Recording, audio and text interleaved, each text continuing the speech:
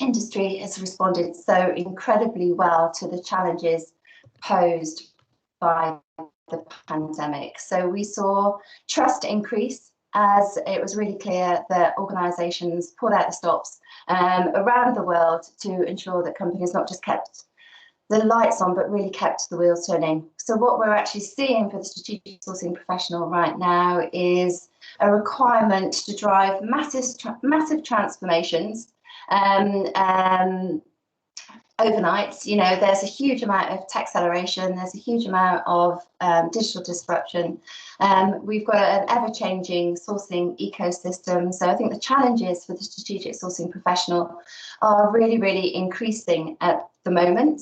And therefore we see that the war on talent and the requirement to actually tap into the strategic sourcing professional is changing on a pin. So we wanted to look at the way that the GSA approached that, and that's what we're going to be bringing to you today, is the revised approach from the GSA. So without further ado, I'm going to hand over to Chris Holward, who's going to give you an overview of our changed approach for performance management.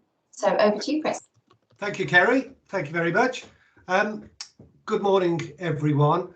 I wanted to really start just with a short session on just a few thoughts around the context and the rationale of the framework that the GSA has created. So let me take you through these thoughts. What we need to be focused on, of course, is the strategic sourcing challenges, and there are many of those. The pandemic has thrown up even more, but I think even prior to the pandemic, the pace of change has been such that in every industry, in every activity area, there has been a huge challenge for everyone involved in it. We've seen changes in technology for sure, but in the way that people are working, way that people are working together, way that people are partnering, there's all sorts of things that we need to get our heads around. And in strategic sourcing, there is the constant challenge of it being quite a complex area, because we start off having make-buy decisions, which are becoming ever more complex. We have to find the right suppliers, or indeed the right clients. We have to contract, so we have to establish good quality deals. In itself, a huge challenge. We then have to work out how we move things, transition, transform. And of course, once we've got everything in place, can we take a breath? Well, not really, because then we've got to manage that arrangement for often many years to ensure that it's successful. So it involves a very wide range of skills, knowledge, behaviours. So this strategic sourcing challenge context drives the development of best practices. That's one of the things that the GSA has been in place for over the last 30 plus years, to bring together communities like this to develop best practice. And that's reflected in the development of a number of international standards, not least of all the global sourcing standard, which has been in place now for, again, many years. But the GSA has also contributed, and I've personally been involved in the development of international standards in outsourcing, in BPO, even in collaborative working. And we continue to contribute to those international efforts. So we now have a substantial body of best practice. So Abby, if you roll on to the next click, what this really requires is a way of translating that best practice into some form of action. We need to understand what that means in terms of what people do day to day in order to put into place best practice. And that's where the work that the GSA, and particularly the work that Joe and Jim within the GSA have been doing to create a competency and capability framework, a comprehensive competency and capability framework, which essentially translates best practice into what people need to do in their roles. that allows us in turn to identify gaps in people's skills, knowledge and behaviours, competencies. And it's those gaps that we can then work to try to address. So Abby, if you roll on to the next click. So what we've done is to support that requirement by creating a library of solutions. So those solutions in the past have been largely built around the notion of workshops. But what we've done over the last year is to bottle those and create a lot more online, on-demand solutions that people can dip into. And fundamentally, what this does is to provide solutions around delivering the underpinning knowledge that people require across all of those various areas. So strategy and contracting and transition and the relationship and performance management. So there's the underpinning knowledge, which is clearly critical. It is a necessary part of the formula. It isn't, however, sufficient. What we've always believed within the GSA for many, many years is that you can only go so far with that structured and guided knowledge-based learning. What you need to then do is to find ways of getting people to learn actually on the job. And most of us in our careers have in fact learned most from work-based activity.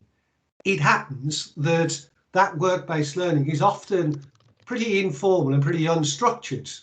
And so what we need to do is to find ways of supplementing that natural work-based learning with more structured approaches. So what we've got is a library of solutions which provide the underpinning knowledge, but then there is a number of tools which enable you to then transfer that into work-based learning environments. And later on, you're going to hear a little bit about how that works in practice and how people can really develop their capability through that work-based learning context. And so what that then does is to drive into quality. And Abby, if you just click the penultimate click. So in order to support that work-based learning, there is also sometimes a need to provide some external coaching, which again the GSA can provide. Sometimes there is a need even to provide some consultancy support to the teams who are perhaps addressing very complex challenges and are still developing their capabilities. And if you have that appropriate support and they're learning as they go along, then you can actually anchor that capability for the future. It very much depends on how you do it, of course. So that will build our performance quality if we go through that process from best practice through a competency framework into appropriate solutions, which drives performance quality. And then Abby, the final click links us back to reviewing our strategic sourcing challenges. And so the cycle continues. So that for me is the context and the rationale for what we're trying to do within the GSA solutions. So perhaps now if I hand back over to Kerry, we can perhaps hear a little bit more from Joe around the competencies. Yeah, absolutely. Thanks ever so much, Chris. It's great to see that, you know, at last the strategic sourcing profession's coming to the fore. It was so long it was seen as the accidental profession, and it's so good to see that has finally totally changed. But yes, over to you now, Joe. You've done some phenomenal work, and alongside Jim Hemmington, who was our previous chairman at the BBC on this capabilities framework. So yeah, please, can you take the stage? Yeah, thank you. And that was a really, really fantastic intro by Chris. And it does take us on really nicely into this session that I will now take us through.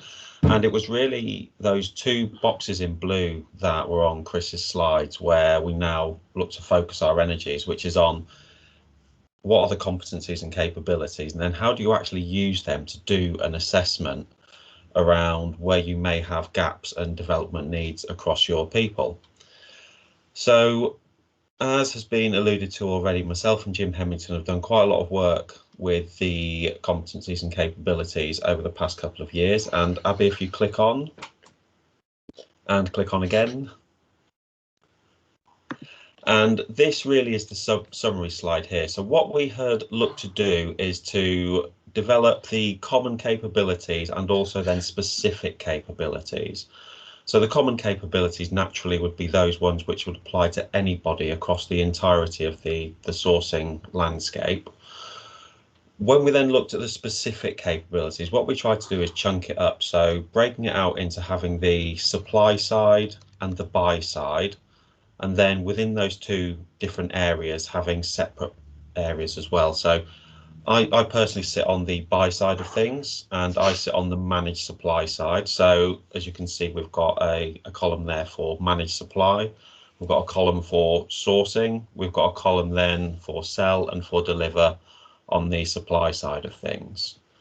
And what we've looked to do is develop these individual capabilities that you can then map to any roles, any jobs across the whole of what we do in the world of sourcing. If you just pop to the next slide, please, Abby. And this is where it gets interesting. So how do they work? So for each of those competencies and capabilities that we had on the previous screen, what we've done is try to give a description at a high level as to what each of those capabilities or competencies actually mean. So the one we've got up on screen here, very pertinent to what I do in supply governance, is governance. So on the blue section there, we've got a high level view. This is what the capability is about. We've then broken it down into 4 different levels, and we've tried to give a really high level pragmatic overview around this is what you would expect of an individual performing at level 1, level 2, level 3 and level 4. And the idea being that what you can do is have people carrying out a self-evaluation, so they can read through the relevant competencies, they can identify which of those descriptions best and most accurately reflects against what it is that they do, and that can then be supported by leader reviews and manager evaluations.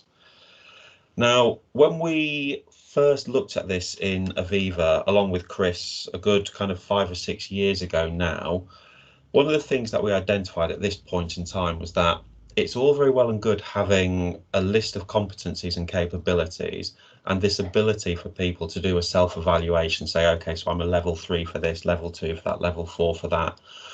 But really, without any kind of defined expectations, it's difficult to understand whether or not you have any gaps. For example, I might score myself as a 3 for every single competency and capability. But within my role, something like governance is actually an area where probably you would expect to have a level 4. So Abby, if we can just pop to the next slide. So what we have done with the GSA working group is look to provide predetermined targets by role for each of those different competencies and capabilities. Now, one thing I will say here is that the predetermined targets that we have in place, they are a very kind of generic and high level system of giving the scoring. And if this is something that you're looking to do within your own organizations, it is absolutely worth investing the time and just making sure that actually those predetermined targets are relevant to what you have in your teams. And what we have with the GSA work here is we have all of this information on a spreadsheet that is kind of available to any of the membership base to actually use how they see fit, and it's completely tailorable to your expectations and your requirements. Now, what I'm showing up here is an example of how we can use the ratings of an individual against a certain role type to identify where we have gaps. So we've got Grant McCann, who is a senior contracts and relationship manager. And what you'll see in the rating columns, the ones that aren't in italics, would be the ratings that this person has self-assessed along with their manager. And where you have those yellows, that is where there would be kind of a pre-assumed gap against what we have in those template roles. We also have a secondary column there, the one in italics, and that's more for kind of any kind of future compare and contrast roles. So what you can do is say, okay, so if Grant is currently a senior contracts or relationship manager, but is looking to move to a different role in the future, you can kind of enter in future roles and it will show you where they would have gaps against those roles as well. Now, the process of actually interpreting the scores and the presumed gaps in here is something that does take some time and some effort. And what we found in Aviva to be really, really useful was to look at it in two ways. So to look at it at an individual level, then also to look at it at an aggregate level as well. So you can look at, as an individual there, Grant would have 3 shortfalls against his current role title. There's a conversation then to be had to say, okay, so actually for Grant and the role he does, knowing that the role internally within your company is going to be much more kind of specific than the kind of the generic role targets we've put in place, you may actually look at that and say, well, okay, leading and strategizing, yes, that is a key area. But you may look at project management and systems and technology and say, actually, you know what, that's not particularly an area of concern for Grant. It may be that there are other people in the team who have real strengths in that area that would be able to cover.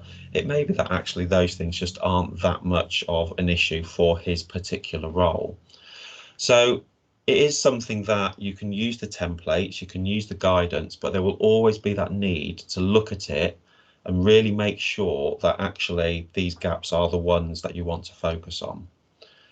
When we look at this at an aggregate level across Aviva, what we were then able to see is, do we actually have common gaps in certain areas? And we found that we had, I think there were 3 key areas where we had common gaps across our whole landscape of people. And this allowed us to not just look at it individually, but to look at it at that aggregate level and say, okay, so if we've got 20 people with a gap in project management, for example, rather than looking at that individually, is there something we can do with somebody like the GSA? Are there any kind of modules, any training guidance that sit on the website, on the work that Chris has done, that we can say, okay, let's get some people doing this type of activity? Or in the case of project management, it may be kind of prints related activity. If you could just pop to the next slide, please, Abby. And this is where we come to typically how you would use that information. And within Aviva, we use the 70-20-10 model, which is this principle that where you do have gaps and development needs, you would typically look to have 70% of development through actual on-the-job experience, 20% learning and developing through others, and then 10% of learning and developing through structured courses and programs. And this is certainly something that we recognised when we carried out this exercise, is that there were a number of those competencies and capabilities where we could have people learning through experience.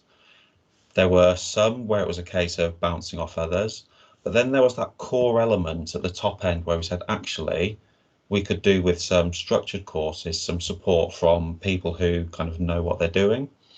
And one of the things that we did within Aviva was actually engage with Chris and,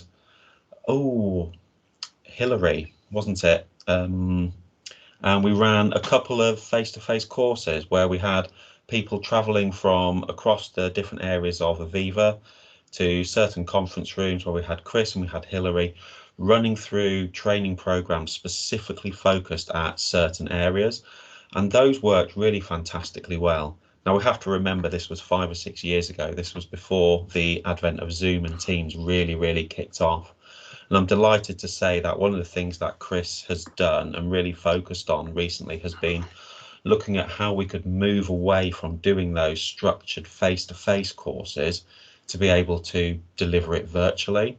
So now when we're looking at this within Aviva, we have those options. So if we do need to run a course on negotiation or supplier management or any specific areas, It's a case of being able to look at where we can actually use the virtual deliverables that organisations like the GSA have.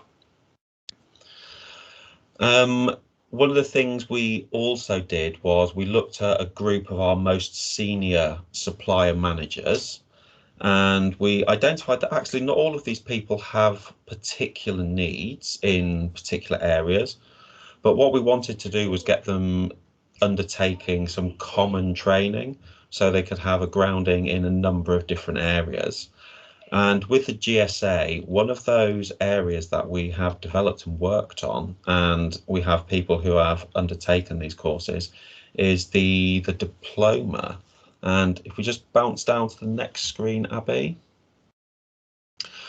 what you will find on the GSA website are some details about a number of qualifications that we have linked to the GSA, and we've got William and we've got Kerry online who are going to talk in a little bit more detail about the diploma. But also on the GSA website we have additional information about training, we have best practice guides, bite-sized sessions, and we have recordings from all of the various sessions that have been taken from the festival, although I think for those there are links to YouTube channels. And what we're going to be looking to really focus our energy on in the capability work stream over the next few weeks and months is looking to map against each of our competencies and capabilities where you can actually find these bite-sized and these recording sessions that can support you. Because it may be that if you find someone has a gap in exit, you may have a few people. I know that we've got a really fantastic festival recording from the best practice in exit management session. And it could be as simple as just having somebody watch that hour-long session may give them the confidence to know and understand how they can actually manage exit in a more appropriate way. And then using the best practice guide that the GSA have, again, using that supporting information. But like I said, with the information that we have, it's very much kind of a high-end list of guidance. We have the competencies, the capabilities, we have kind of predetermined targets that we believe are kind of mappable for most businesses about where you could expect the strengths and weaknesses in your people. But if you are going to look to use it, then by all means engage with us in the GSA. We're happy to help you. I'm happy to kind of work with you and look at where you could have kind of maybe changes to the predetermined scoring.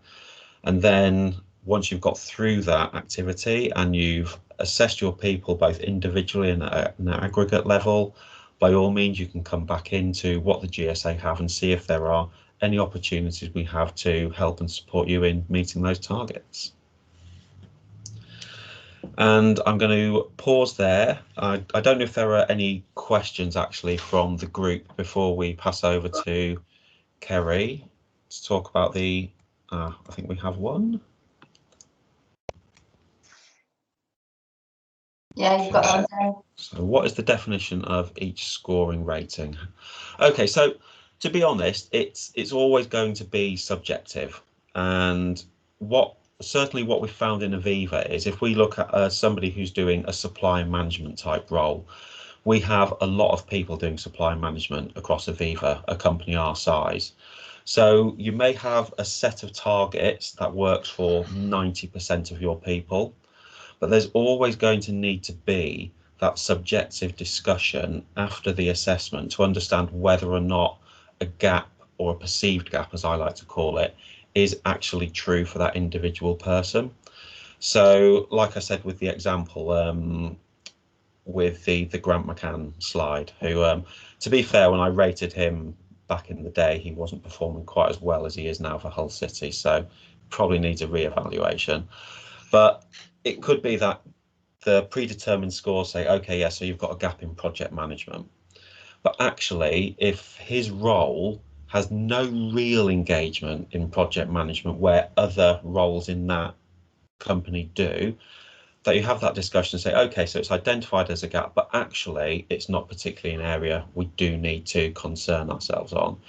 Equally, you may have someone meeting a target And it's through that manager conversation where you can say, well, actually, so you're meeting your target on governance, but actually, Grant, you're my lead guy for supplier management. You're the person that people turn to. So I actually think this is an area we do need to develop you on. So the scoring ratings, they've been assessed. They aren't just a consistent. So if someone's doing a senior role, you expect 4 for everything, kind of 3 the next level down. It very much is tailored to each type of role. So for my type of role, doing supplier governance, risk management, governance, you expect me to be having 4s.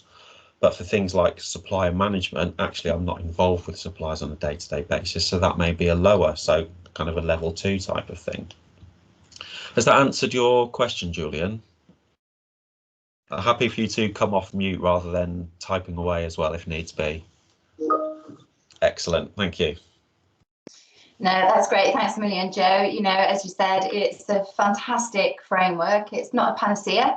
You know, it has to be tailored and adapted for each individual situation. I think a lot of it is down to individuals being completely honest about their own competences and capabilities as well. So thanks for doing the walkthrough and all the work you've done on that. You know, I think the GSA absolutely echoes your 70-20-10 model, and our approach has always really been on experience, and our qualifications have always really been focused on a work-based learning approach. So I'm now going to hand back to Chris, who's going to give you an overview of the qualifications we've got, but also the approach to taking those qualifications and professional development. So back over to you, Chris.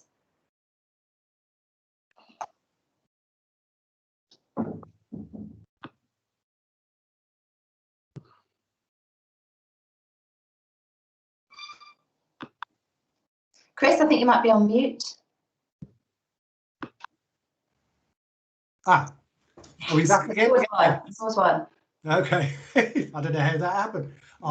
Anyway, so I thought I'd first of all just give a very brief indication of the range of the Blended Solutions library. So you can see on the screen there is a range of titles, and what we've done is to look at the competency and capability framework and consider what requirements the competency and capability framework have, and then build them into each of those titles. So managing risk in strategic sourcing or contracts and commercial models. A lot of these titles you could look at and see them as part of a much more generic management training library. But what we've done is to design them so that they are very much focused around the strategic sourcing context. So again, looking at that, managing risk in particular, what we do in that module is to look at risk in a generic sense. So the principles of risk are covered. You know, what does risk mean? What's a threat and a vulnerability? All those sorts of issues. But what we then do is to drill down into the particular risks that you are likely to come up against in a strategic sourcing context. Concentration risk is one that comes to mind that regulators over the last few years have become more and more interested in, which results, of course, when you've got lots of suppliers and the visibility of your risks becomes much more difficult to determine. So it's those sorts of things that a strategic sourcing professional needs to be particularly interested in and certainly aware of. It's also something that generalist risk managers may well be very comfortable with the topic of risk, but would find it quite interesting to look at that module and understand more about that particular aspect of the risk challenge. So it's a range of titles and topics. Many of these are on-demand, online based that you can make available to your teams, particularly the ones which are online, on-demand, video-based formats are particularly inexpensive to arrange to have for your teams. Workshops and webinars, of course, will be more expensive. So there is this link, and as I mentioned earlier, these are the training initiatives which are particularly important around developing that 10%, that structured foundation knowledge and understanding that Joe mentioned in his presentation. What it's also important to say is that for many organisations, it is this focus on trying to fill that gap, which is their primary concern. So what we want to do first and foremost is to ensure that our people have the skills, knowledge and capability to deliver to the requirements of the job. Abby, if you just roll forward to the next slide, please. There is, however, a second intention that organisations have, and that is to find ways in which we can certify the capabilities of our teams using some generic standards. So Joe mentioned in his presentation about the 4 levels of the competency and capability framework, and what we've done is to really sort of chunk it down into these 3 levels. So levels 1 and 2 in the competency and capability framework is all about knowledge. It's about people being aware of or being knowledgeable about particular topic areas. What that then needs to build into, and this is where we get into that work-based experience, is can we see evidence that they are actually doing this stuff? So yes, it's fine that I'm aware of it, know about it, but can I actually put it into practice? And then the 3rd level of attainment is about people being able to demonstrate that not only can they do it, they can also lead and guide others. So it is that leadership level. So roll through to the next click, please, Abby. So this turns into our qualifications framework. So what we've done is to simplify the framework, in fact. So we now have 3 levels. So we have that foundation certificate. So those people who can demonstrate, typically through online assessments, that they are aware of and they know about certain aspects of strategic sourcing, then we can look to offer them a foundation certificate. This will be most appropriate for people who are new to a role or are still developing in that role. The next level is a practitioner certificate level. So these are people who are in the role and are looking to try to demonstrate through certification that they can actually do all of those things that are required for that particular level. And then the 3rd level is the leadership level, that diploma level, which in fact equates to postgraduate in terms of academic attainment. And this is the level that Kerry and William are going to talk about in a moment. So this is the level where the breadth and depth of knowledge and insight, it becomes particularly critical. So Abby, if you just roll it forward to the next click. So at foundation level, the requirement would be to undertake some online tests, and particularly to be able to demonstrate attainment around what we see as being critical areas in the life cycle for that more junior level. So governance is clearly critical.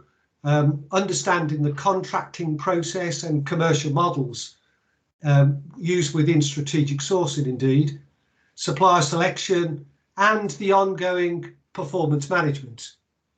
Yes, there are lots of other things that we need to know about and understand within the sourcing life cycle, but that is the foundation requirement. On to the next click, Abby. So at practitioner level, what we're then looking to try to do is to get people to demonstrate through submitting work-based learning papers, that they're able to show evidence that they can do the certain things that are required. So the foundation would be a prerequisite, and they would then need to address two particular work-based learning projects and submit their work so that we can then assess that. On to the next click, Abby. And the final level is the diploma level, which is a requirement to submit 4 work-based learning papers and also to attend a series of webinars which will provide that foundation of knowledge and understanding in certain key areas. So again, the diploma is for those people who are more experienced, a great way in which they can really explore their current knowledge and experience, but also to develop it further by using the structured approach that the diploma provides. So it kind of kicks them on, if you will, in terms of developing their leadership capability. In terms of costs, if you click on to the next one, Abby. So the costs for the foundation certificate is very modest, £155 for each learner. Next click, Abby. £655 for the practitioner certificate, and then the diploma, which requires people to attend a series of webinars, and they also gain a great deal more coaching and support through the process. £1,950 is the cost, and bear in mind that once you have that, it's the equivalent of a third of a master's degree, and you can use that as the basis, as William did, to go on to do perhaps a full-blown master's with Portsmouth University. So it's a third of the credits that you require for that particular level of attainment. So in short, those are the certification frameworks for those organisations that see that as being of particular value. And clearly we've seen a number of organisations, including the BBC, Aviva, Ulster Bank, to name but a few, that have gone through that particular process. So let me hand back over to Kerry, because I'm quite keen to make sure that you've got enough time to talk a bit more about the diploma programme and put some meat around the bones, as it were. Yeah, thanks a million, Chris. And just to add a bit of clarity, if we talk about level 1, level 2, we're talking the equivalent of GCSEs there, aren't we? Level 3 is kind of the equivalent of an A level, and as you said, level 4 is going into postgrad territory. So I just wanted to add a bit of clarity over that. So yes, we're joined by William, who has been a student of the GSA, and we're going to come on to your experience in a moment, please, William. But I did an MBA at Kingston Business School back in 2004. And when I completed that, I swore I would never ever undertake any qualifications ever again. But I have changed my mind, and I am now actually personally undertaking the GSA diploma. And the reason why I decided to undertake the GSA diploma is obviously one to is it eat your own dog food? Is that the saying? I'm really bad at mixing metaphors, but I think it's something like that. But when I thought, you know, we at the GSA always practice what we preach. We use a lot of outsourcing ourselves, but I thought it made sense for me to actually understand our approach to qualifications a lot better. But two, rather selfishly, I have a whole host of work that I need to get done, and I thought I may as well get a qualification for the work that I was doing. So Chris explained that our approach is always work-based. You know, these papers are work-based learning papers. I've got, and I'm more than happy to share with you, an overview of probably 200 very distinct titles of diploma papers that students have submitted, and they vary really broadly. William, do you remember what your diploma papers were on? No idea, actually, if I'm honest, Kerry, because it was 10 years ago. And I've done the masters in between, which has meant probably the material that I did in the masters was related to it and grew from it.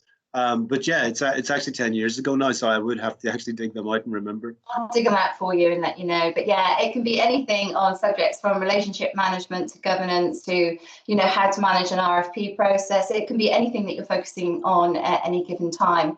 And the paper that I'm currently looking at is investigating what makes good supplier diversity. So we've recently at the GSA launched the Council for Supplier Diversity UK, and we've launched that because in the UK there is no benchmark data on what a good diverse supply chain looks like. So it's a huge requirement for the industry to have this benchmark data. And so as part of my diploma paper, I'm actually doing a survey to understand what different organisations have in terms of supplier diversity, so that we can actually get to a piece of data that enables organisations to assess whether their supplier diversity is actually good and what best practice in supplier diversity actually looks like. So that's one of the papers I'm doing right now.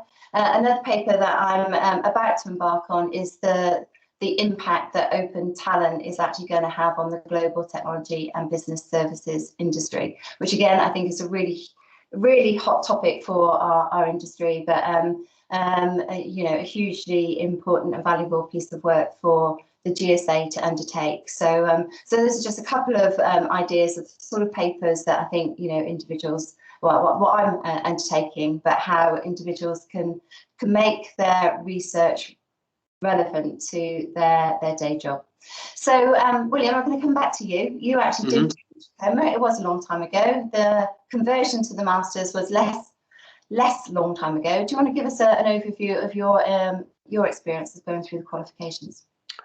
Yeah, so I think just to give a bit of context for listeners, so I've always been a massive fan anyway of qualifications in industry since I joined customer contact industry back in '99. At the time, I was coordinating qualifications for team managers with the IDM and with the Open University and BT, a qualification for contact center managers. And I think if you look at my industry in particular today, we now have quite a glut of CX gurus and experts.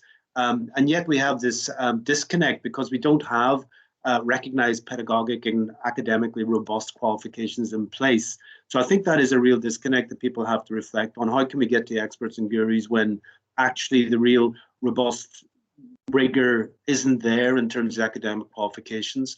And I think we're also got so used to the Alexa education that it's easy to imagine, there isn't a place for that. But I think having been through the postgrad diploma with the GSA and now the masters, I think the value of studying your area of work and business in depth is unequivocal. I think for me, it was a really valuable opportunity to take time out to drill into my ideas for our industry, but also to do the research to validate and evolve that thinking to the benefit of your business and, of course, your own career. And I really don't think it matters what your role is. I think what you're touching on there, Kerry, it can be a particular aspect of the business and the industry that you really have a drivers around, personal drivers of really investigating. So for me, it was around market engagement. So I felt, having been through the postgraduate diploma with the Institute of Direct Marketing before I did the postgrad with the GSA, what I realized was, as I came further into my career and up the chain in terms of marketing in B2B CX BPO, there wasn't really a model around how I felt that needed to work. It wasn't actually best served either by the IDM or CIM aspect of how do you market in basically an environment where client relationships are very long term, the contracts are long term, the values are really significant. There's huge number of moving parts. How do you wrap that into a market engagement, strategic and tactical model that actually serves you as a provider of these services well and the client well in terms of the information? So give me a massive opportunity to really see what else was out there, see what books academically have been written about this. And really, the Masters in particular was a great opportunity to apply those principles between the buyer and supplier that the GSA already has in place through the life cycle that it used so often back 10 years ago and through the last 10 years, and see that actually there's a really recognizable aspect to that then could be supplanted onto the pre-contract client relationship, in my view. And both the postgrad and the masters allowed me to really drill deep into that, get that academic rigor around it, and deal with people like Chris, who was brilliant at the time, and also the people at Portsmouth University and the university. I'd really not just saying, yeah, that's a great idea. It's actually, why is it a great idea? How will it be applied? What will the benefits of applying it be? Where will it take you next and your business next? So to sort of sum up, I think as well for listeners, it was an absolutely brilliant thing to do. I always say I'm indebted to Chris for gently cajoling me in 2011 to actually take the postgrad diploma and saying, no, I think this will really suit you. If you imagine, I finished my classical music degree in 1986. So this was a big gap for me to go back into education. As you say, Kerry, it can be really, really daunting. But, you know, I would say, given that I was in a different career and wanted to validate myself in that career. And funny enough, I worked for as a sales and marketing manager in a publishing house for many years. And at one of my engagements with the CEO of that firm, he'd written a note and it said, has no recognized qualification. And it was a real stinger at the time. And I left that business soon after and came into the contact center industry, where now I've got lots of qualifications. But it was a real stinger where we're moving through times that need some aspect of rigor to actually allow you to really examine your thinking, then test it, and then move it along to actually applying it. And I think this is probably the best time ever to be considering and doing one of these, either the diploma or the master's, because of the year we've been through. I think there's so much that is different, as you touched on, Kerry, with contingency workforce, gig economy workforce, that it's an amazing opportunity now to reflect on, well, what did we learn and what did I learn in my role? What did my company learn? What did my industry learn? How do I now feel more driven about the areas that I already had ideas in? Can the diploma and can the master's help me funnel those into a focused course of study that, yes, gives you a qualification? Absolutely, it helps your career, but also makes you feel really in yourself hugely relieved that you were able to take it on and come out the other side with that qualification, which now hangs in my bathroom, actually. But that's fair enough. That's just me. Kerry, can I make a comment? Yes, please do, Chris. Yeah, I just it's all coming back to me now, William. It's fantastic, really, to see how people do grow through this process, and I'm just remembering a number of the people that went through this program who started off as actually quite senior people in their organisations, but there was inside them, there was still this little bit of I guess it was a little bit of a lack of confidence, perhaps. You know, a sense that perhaps I remember one fellow who was actually a divisional director in one of the big banks. He was a successful guy, no question. He was a capable fella, no question about it. And he said to me, when I'm sitting around the boardroom tables and I see there's a guy over there who's a chartered accountant. I am a chartered accountant. There's a fella over there that's got, you know, a degree in this, that and the other. There's a fella over there, you know, all of these people that are really well qualified. And he said, I left school when I was like 16 years old, worked his way through, particularly he was a salesman really by training, but he worked his way through, people in the IT industry have done the same, worked his way through, learning on the job, not really going down that more academic route, but also always had that sense, you know, that I'm perhaps not quite as good as these fellas who have got the ology, who've got that qualification. And they also feel, yeah, but a master's degree, I'm not sure I'm that clever. I'm not sure I'm clever enough for a master's degree. This is for clever people. And I've said this to a number of people, that when you look at the job that you do, then think about what you do each and every day. You address complex challenges. Do you? Yeah, do that. You think it through, you get information, you source information from a wide range of sources. Do you do that? Yeah, I suppose I do. Really talk to a lot of people, read a lot of yeah, do all of that. You're asking good questions, listening, getting advice. You're bringing together all of this information, identifying different options? Do you do all of, yeah, do all of them. We think it all through, and they say, yeah, well, that's exactly what I do. And I said, well, that is a master's program. That's what we ask you to do. But what we do is we make it very visible. We make the process that you go through every day very visible and very structured.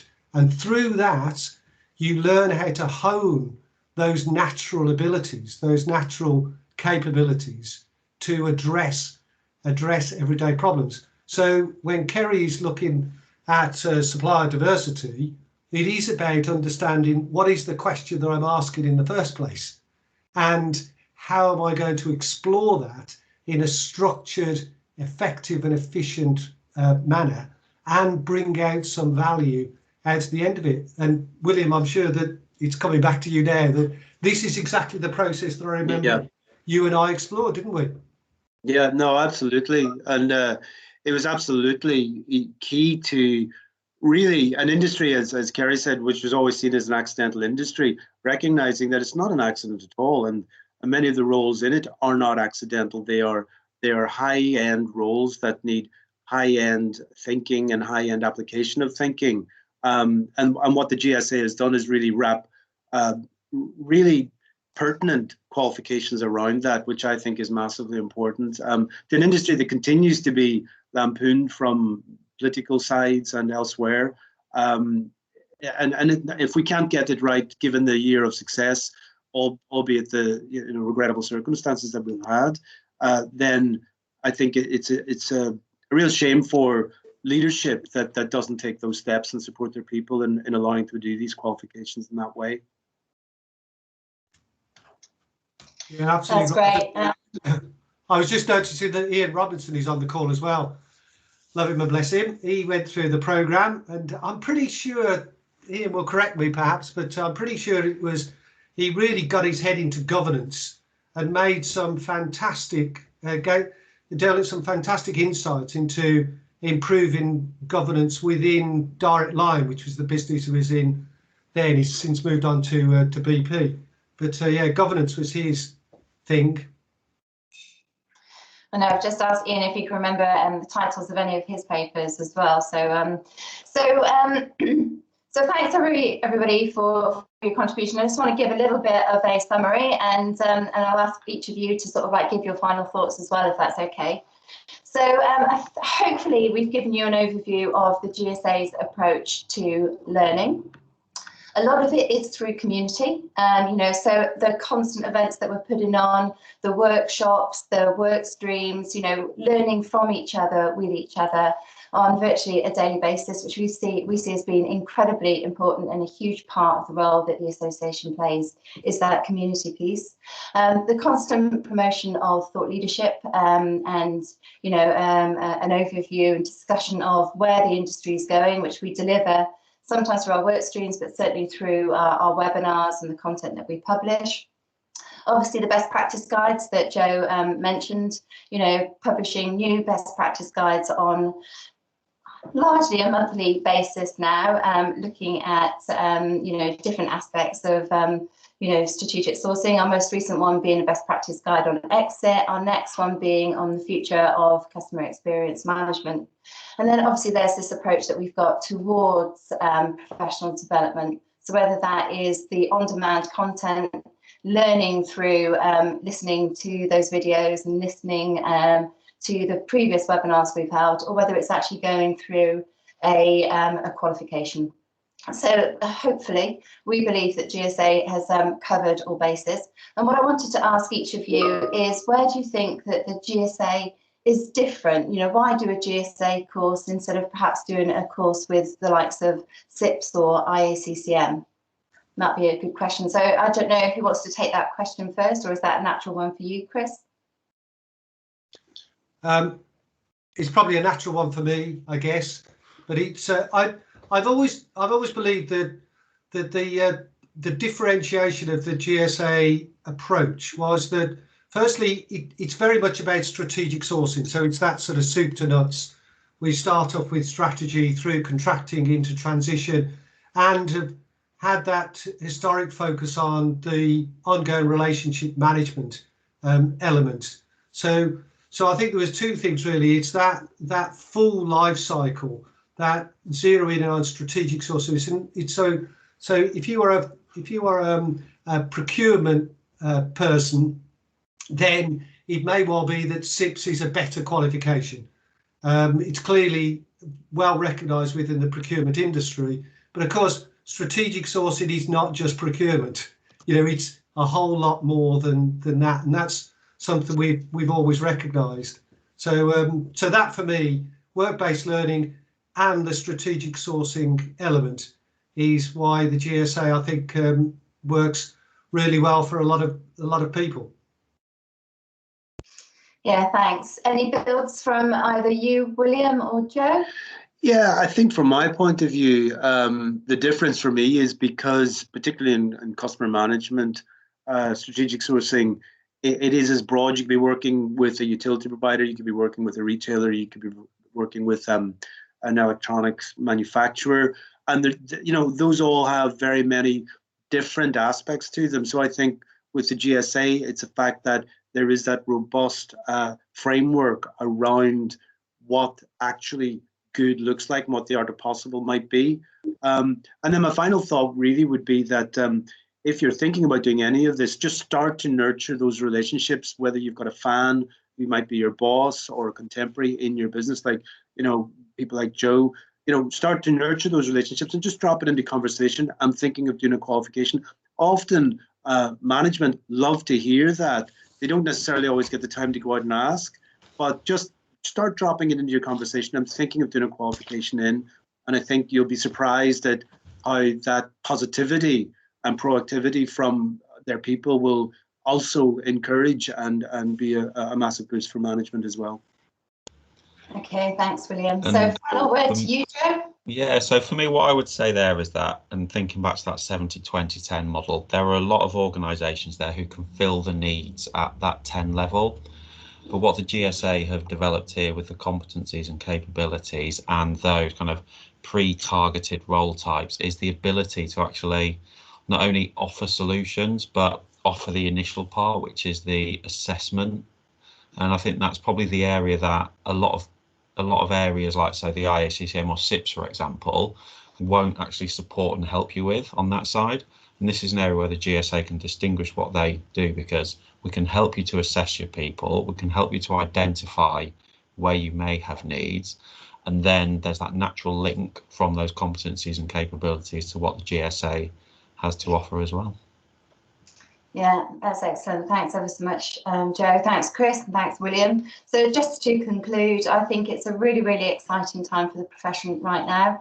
I think the changes that we've seen and the way that the industry has responded and embraced that is incredibly exciting. The role of the strategic sourcing professional is changing on a pin, and I think the demand for experienced strategic sourcing professionals is going through the roof. So, my message to everybody is obviously a great opportunity for individuals that might be looking to go up the career ladder, but huge challenges for team leaders to ensure that they keep their members of the team fully upskilled, but also fully motivated as well to stay with the team. So one additional paper that I'm doing is actually looking at how the best performing companies have a strategic sourcing function and how to actually transition to having a strategic sourcing function. So it's an additional paper that I'm undertaking, and if anybody wants to help contribute to that, then I'd be absolutely delighted to have conversations with each and any one of you. So just to close, we will be sending out some information to you all that gives you an overview of the GSA's portfolio of qualifications and the calendar of the workshops that we're going to be holding, and all the information pertaining to what we've discussed today. So thank you very much for joining us, and do make contact. So we'd love to hear from you. Okay, thank you all for joining us, and thank you, Chris, William, and Joe. Thank you. Thank you. Pleasure. Thanks, Bye-bye. Gary. Bye.